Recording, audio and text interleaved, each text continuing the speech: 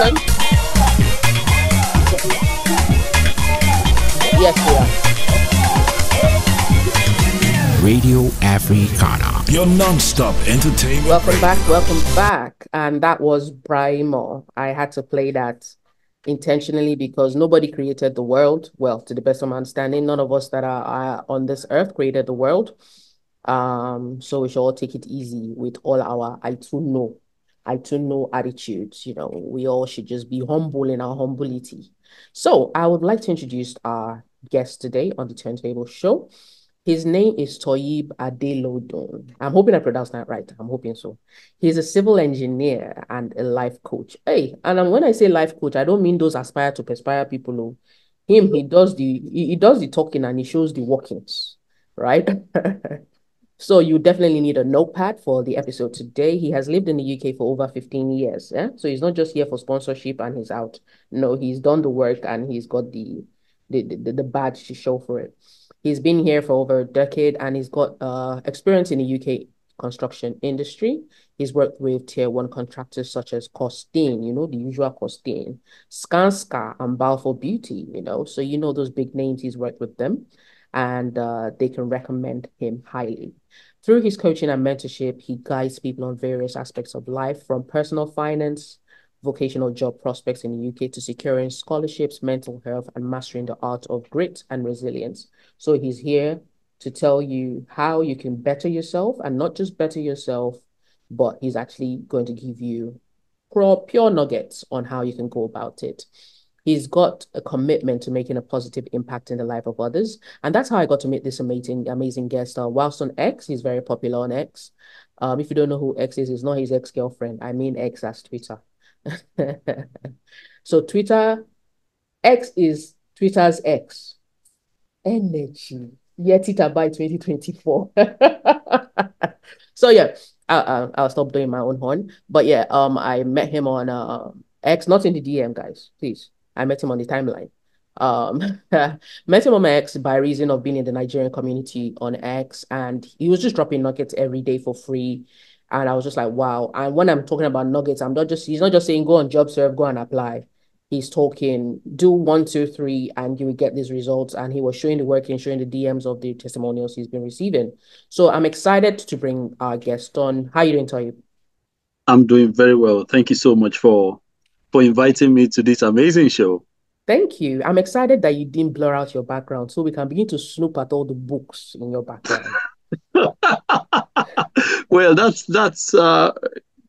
I don't read as much as I should, but I used to hoard books. Like if I go around and I see any book and people leave it outside, I'll just make sure I bring it home just in case I need it. You pay for it, right? No, there are some that are free, to be fair, you know. People just put books outside. Where are these? Honestly. So obviously we're on radio as well. So for those who are wondering where I'm talking about books, obviously he's on Zoom as well, so I can see his background. But before we go any further, please, I've introduced you to our listeners. It will be great for you to introduce yourself so they know what you do. Oh, thank you. Thank you so much. Thank you for the introduction as well. My name is Toyyib Adewale Adelodun. I was born in Lagos, Nigeria, the first of a family of 4. And we grew up where you call the trenches. We grew up in Mushin, Lagos, Nigeria. It's tough to grow up in those kind of areas. And it was just a huge challenge, like trying to get out of that environment, what you see every day, trying to get yourself educated with little financial resources at home. So you really have to seek out mentors. You really have to seek out guidance. Your parents can give you the background of be a good person, be respectful and all of that. But there are some things your parents will not be able to give you because based on their own knowledge and experience as well. So you have to go outside the box and seek people to support you. So I've also lived in the UK for the past 16 years, as you said. Getting to the UK, I mean, coming to study abroad was tough. I talk about it a lot. I had 7 visa denials.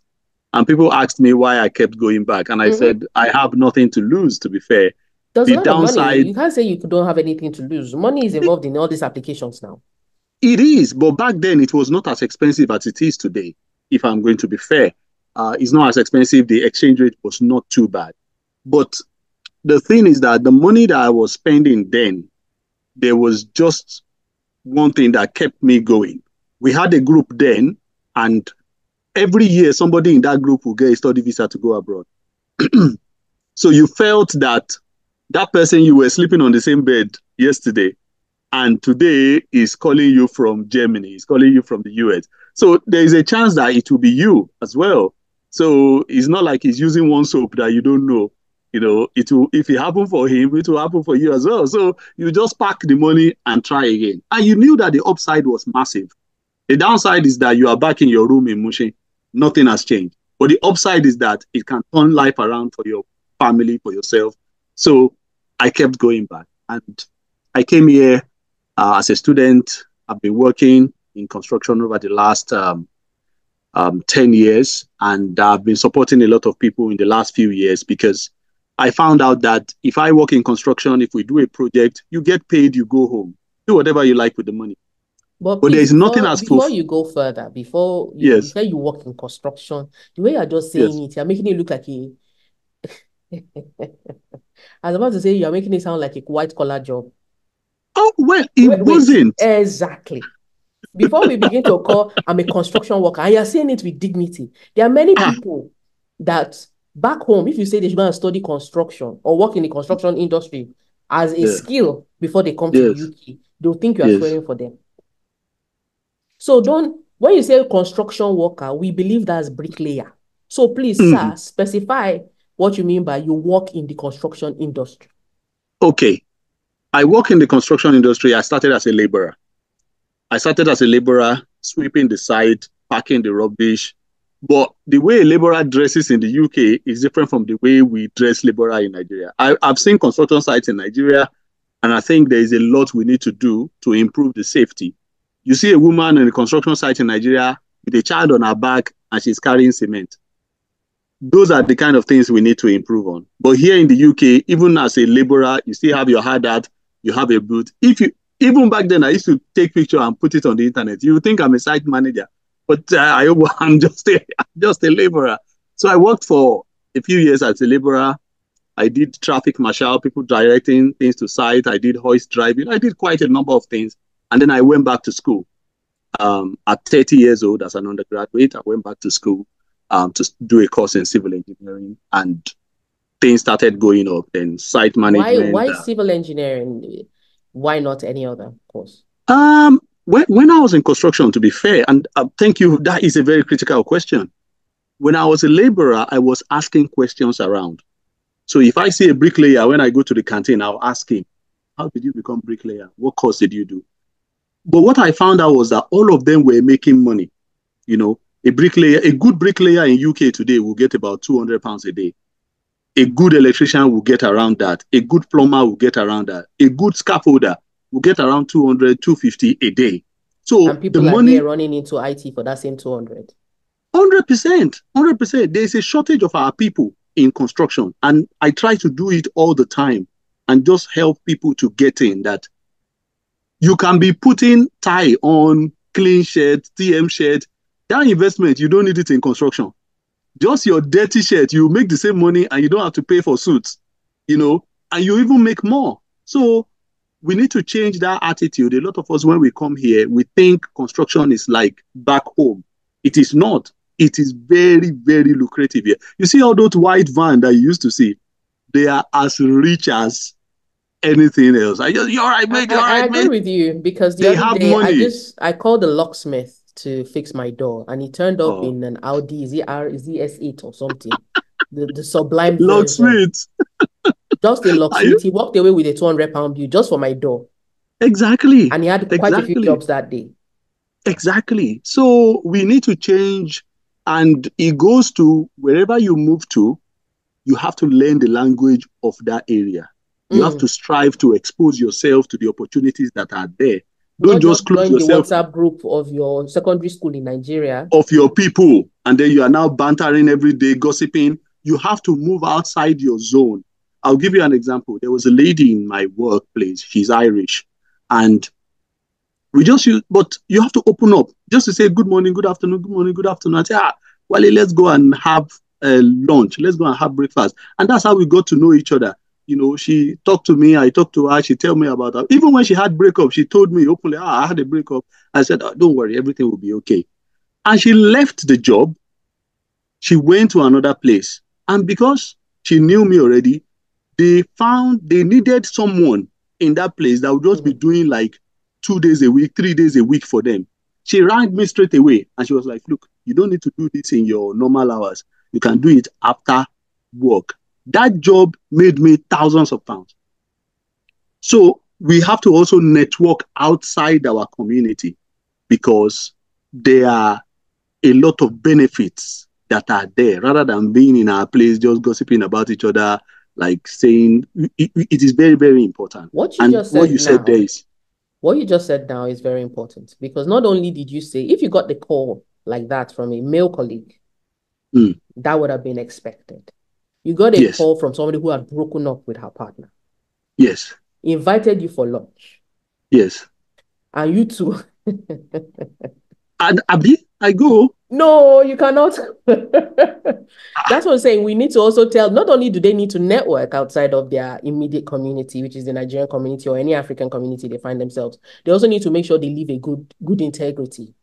Because some men would misuse that opportunity. Not knowing that, you know what, the journey is still far.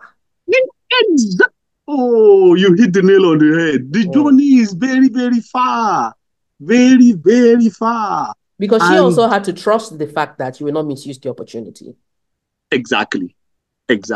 So, the journey is very, very far. They used to see in Yoruba, they will say that sentence is pregnant because there's so many things in the journey is very, very far. You have to be someone that is a long-term thinker. They say play long-term games with long-term people. Don't be someone that wants, like, short-term thinking can really, really ruin a lot of things for us. And the way the system in this country works, it is in layers. And it is so deeply embedded, it's difficult to jump those layers. So you really, really have to take your time and say you want to put in the effort and grow as much as you can. But the opportunities are there, but not without banging your head against the wall or banging your head against the ceiling. That's what I was going to say, that are there no glass ceilings? Because you're making it seem like everything is possible. Everything is possible for a resilient mind. Someone that is not afraid to fail. And the ceilings are there. And I can't remember where I got that quote from. He said, if you can control how someone thinks, you don't need to worry about where they go. Wow.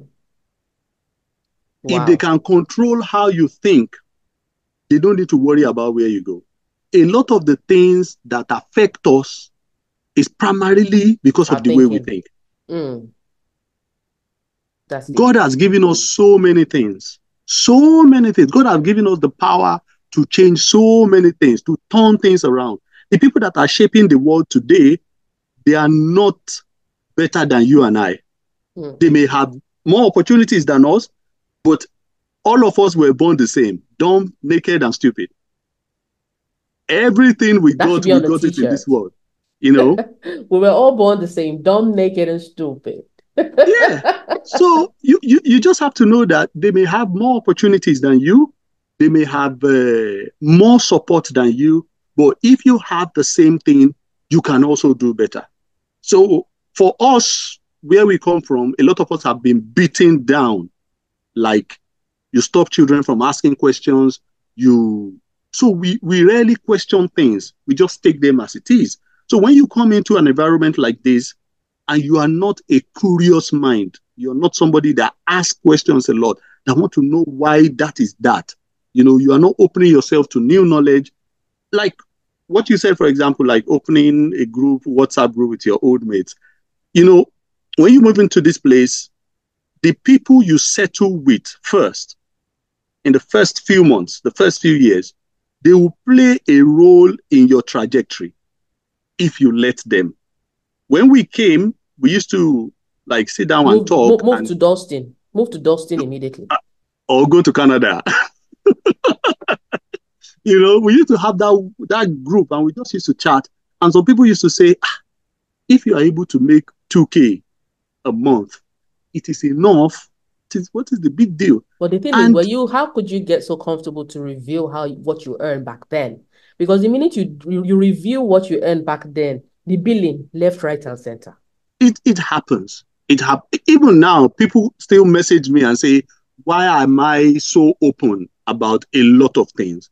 There are people that message me and say, you don't need to say that kind of thing. I said, but there is no secret. Like, there is no secret. If we don't share as much, like you yourself know how much charity is being done in this country, as wealthy as this country is. How much charity is being done in America, as wealthy as America is. So the more all of us are prosperous, the more we can share, the more we can give back to our community. So if I know how to buy property and I don't share it with my friend, that means I don't have a friend that is a property owner.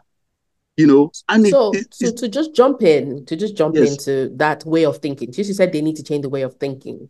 The current thinking amongst a lot of Nigerians who have come here and they're struggling with their sponsorship, or they've come here hoping to get shifts and stuff. Let's go back to the nuggets that I said you're known for. They've arrived here, they can't get any shifts. The new exodus is they're all traveling to Canada because UK is not looking convenient. Or they've started a school course, they're at university, they can't afford to pay fees. You are on ground. Are you telling me that all of them should now come to construction because there's room in construction? Okay. The first things first. The first thing that affects what your trajectory will look like in this country is the type of visa that you come with. Mm-hmm. People always skip that when they go back home and tell people, come and travel, come and do this, come and do that. Some people will come to this country with a visiting visa and they think everything will work like that in a snap. It wouldn't, because number one, your visa does not allow you to do any work as a visitor. So if you do anything, you are doing it illegally. And that creates another raft of problems.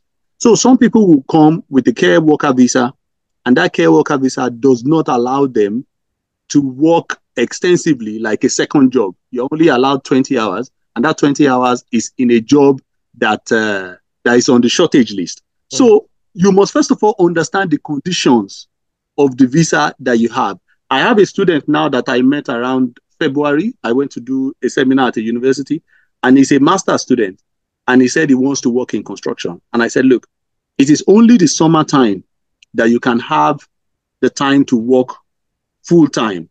So what you want to do is that before that summertime, get your CSCS card, get all the things, all the trainings that you need. And he just messaged me last week. He has found a job on a construction site. Summer has started in school. He's able to work full time for the next 6 weeks. So understanding what you have, understanding the law around what you have, and how you can play around that legally without getting into trouble is one of the first things that you have to do. But sadly, a lot of us do not investigate. We don't go into things as much as we can. Okay, if you come in with a COS, for example, your partner that you come in with can work full time. Your partner can come into construction. Your partner can start as a laborer, or your partner, if they have some skills already that is related to construction, they can come into construction. And then the partner, I've seen partners that got sponsorship in construction. Okay. And the wife came to study. So the wife just finished study, the wife becomes the dependent of the partner. So the wife comes in initially, brings the husband, who the husband is a dependent. Husband now gets full-time work in construction. He can now suddenly apply becomes to the main applicant, and the wife becomes the dependent. So the first thing you have to do is to do a SWOT analysis, as they say, strength, weakness, opportunities, and threats of the visa you have. I say, okay, what is my plan? What plan do I have with this UK that I'm here? What do I want to do? Not arrive and start pumping babies into the economy. You see, the way that where you have gone is, there was this story that was making around that time of a lady that came in to study, and she already told the husband that she doesn't want to study anymore, but the husband forced her to come and study, and then immediately she got pregnant. And she was like, okay, you are working full time. I can't do my assignment. I'm having morning sickness and all of that. Yeah. And she failed the course. And the school had to tell them to leave, that kind of thing. So you have to have a plan. You have to have a strategy, because whether you like it or not, this economy does not it's not that they love you so much. That's why you are here. They want you here because you are coming to put something into the economy. You are paying their school, which their school is paying salary, because education for UK is an export. If they can sell that education to you without you having to step into this country, they will sell it to you. But it is an Don't suggest this one, no. Before they start offering online degrees now, and people they know you can't pay that much for online degree. Especially you. Anything you say like this, before you know it now, it becomes legislation. Honestly, the problem is that they cannot sell online degree for £15,000. If they can, don't they suggest will. It for issue. honestly, if they can, they look at the Premier League now. But we never thought the current fees that they are charging international students, we never imagined it. We don't make the rules, unfortunately. We don't. We are not in a position to make the rules. Look at recently now, Rishi went to India and he gave them a different kind of visa, like people that like working holiday visa. So a young Indian can come here, work for like 2 years and go back. We don't have that kind of leverage.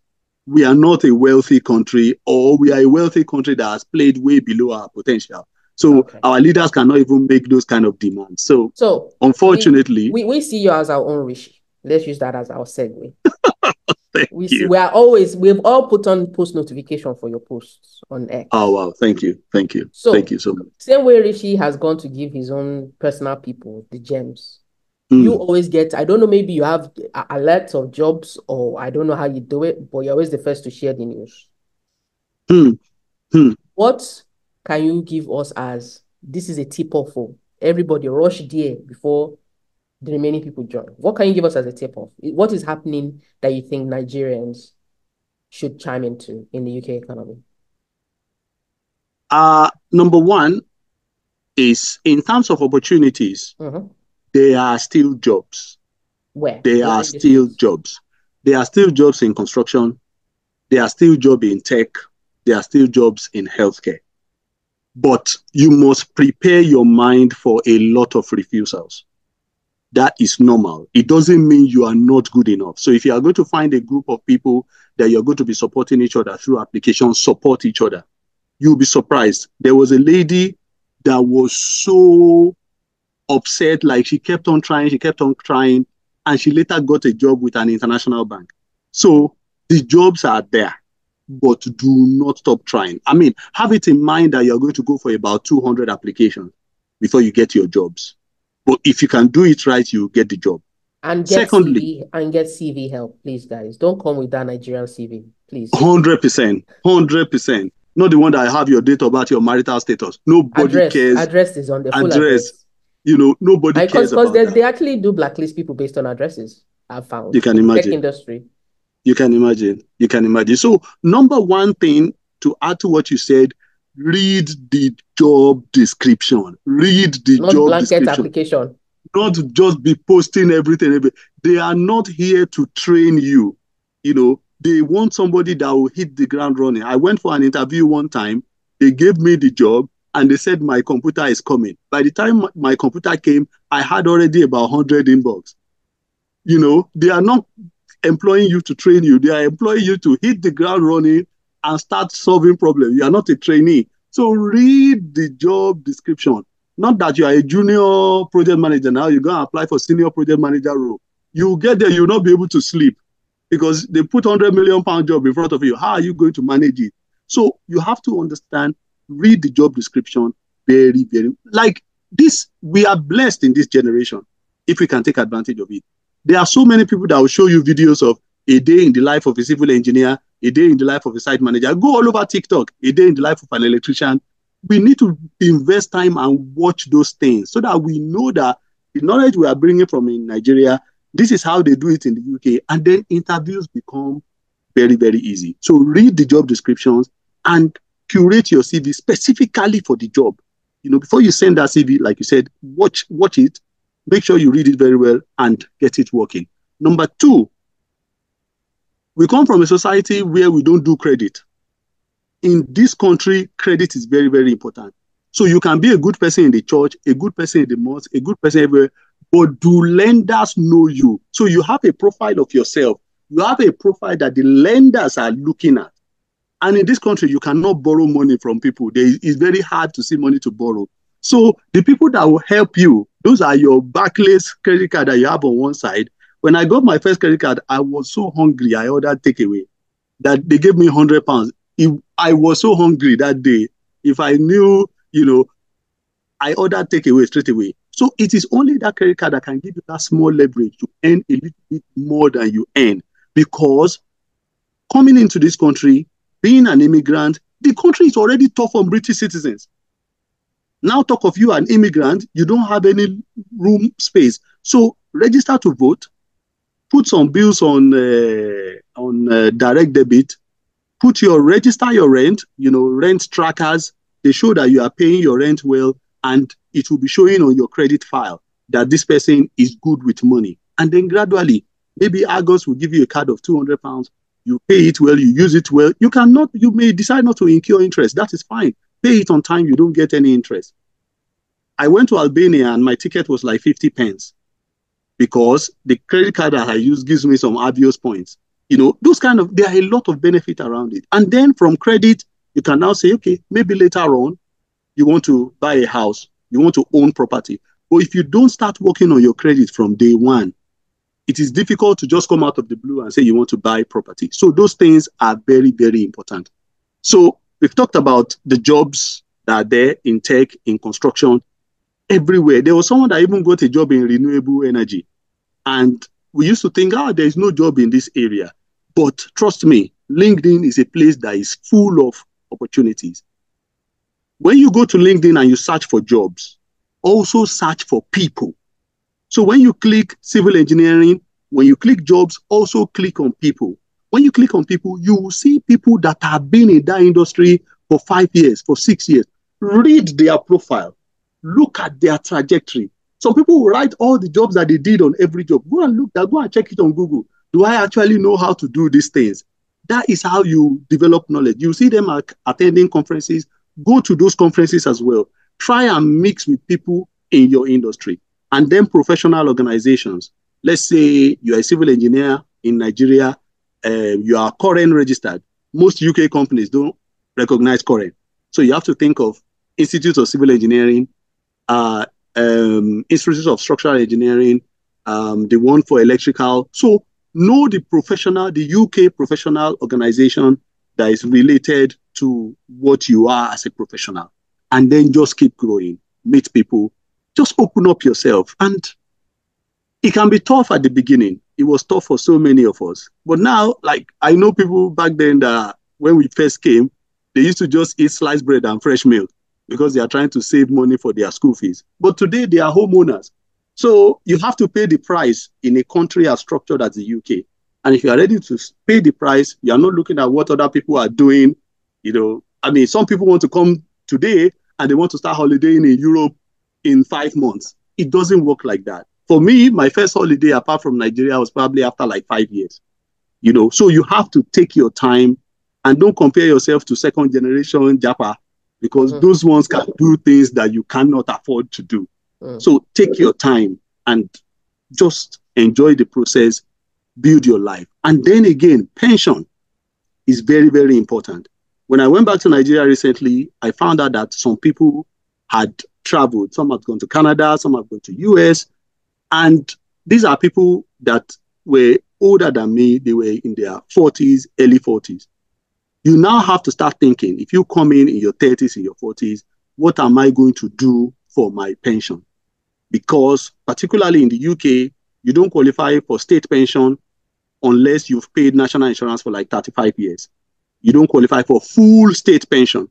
So you can get less than that. But the full state pension, which is about £200 a week, you don't qualify unless you've paid national insurance for 35 years. Now imagine you coming here in your 40s. You sold your house at home, you sold your car, you're coming here to start from zero. In the next 20 years, you'll be looking at retirement in front of you. What are you putting away for retirement? That means even the money you are earning now, you cannot afford to spend everything. You have to start thinking, what assets can I put in? Am I going to have a collection of property and So bonds? typically they rely on their children to be the pension, right? You cannot rely on children. Abba. Children will say, why did you? Some children are already, there was a joke one time, there was a child that's 10. I say, my daddy, when I'm 18, I'm going to Japan. Japan, okay, after all the money that I spend on you this girl, they will go.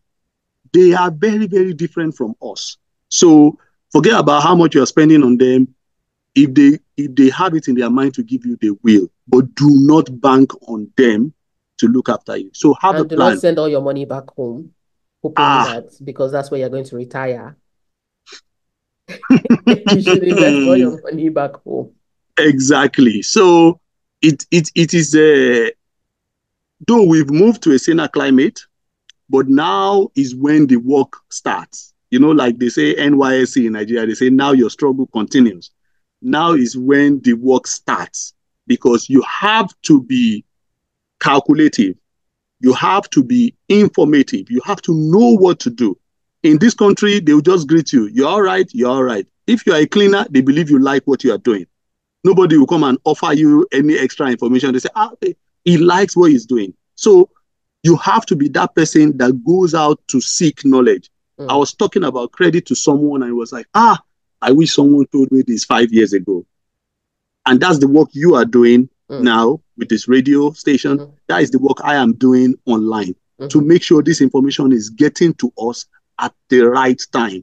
It's not like we are not hearing about it 5 years from now. And I think, I should have started saving some money. Maybe I shouldn't buy that Gucci bag. Maybe I shouldn't be drinking Starbucks every day. Just to chime into that pension, because many people have the idea that for pensions to work, they must be registered with a white-collar job or whatever. You know, there are a lot of people that their companies, who they work with, you know, lots of people are doing cash-in-hand jobs whilst they're waiting for their papers to come through. And of course, those jobs don't offer pensions. I just want you to let the listeners know that actually they can register for pensions themselves. If you just give us a bit more light into that. The thing is that once you have the right to live in the United Kingdom, you know, once you have the right, be it COS, be it you are working, once you have the right to live and work here, you can ask your employer about pensions. If they have something for you, that is fine. But most of the time, if you work self-employed, like if you work in construction, a lot of people in construction are self-employed. There's what we call SIPP, which is a pension that you can personally subscribe to yourself. You can actually decide and say, okay, people call it, what is the nest egg that I want to build? So you calculate how much you are going to spend. Let's say you think when you are 65, you are going to spend £20,000 a year or £10,000 a year. And you can now say, okay, if I live for how many years after 65? Let's say estimate I live 20 years after 65 or 30 years after 65. How much money do I need to put in my pension? And then you now calculate how much of your income you want to be putting away in the SIPP. That is a self-planned pension. So you can do that as well. Even if your company has a pension for you and you think you need more money in your retirement, you can still open SIPP. There are companies like Vanguard and that can help you. So the main thing is take your personal finance seriously. If you need to see an advisor, go and see an advisor. You know, insurance or whatever you want to do, you cannot leave anything untouched. You know, even healthcare, there are some people that they've been here 1 year, you still be begging them to register to GP. They don't have the time. They're taking shifts. They just walk. You know, and we are seeing a case of young people in their 30s losing their life in this UK based on unknown diseases. You know, so that is another one that we cannot afford to take for granted. Our women go and do the cervical checks. Our men, prostate cancer, once you are above 40, go and be doing the checks. Sign up for everything you need to sign up for. You've paid the NHS surcharge. Why do we have to beg you to go and register? You give them the money. Why do you have to, you know? So the bottom line is, thank you for your show. Thank you for what you are doing. Our people, we have the responsibility to be as informed as we can. When I wanted to get into property, where did I learn it from? YouTube.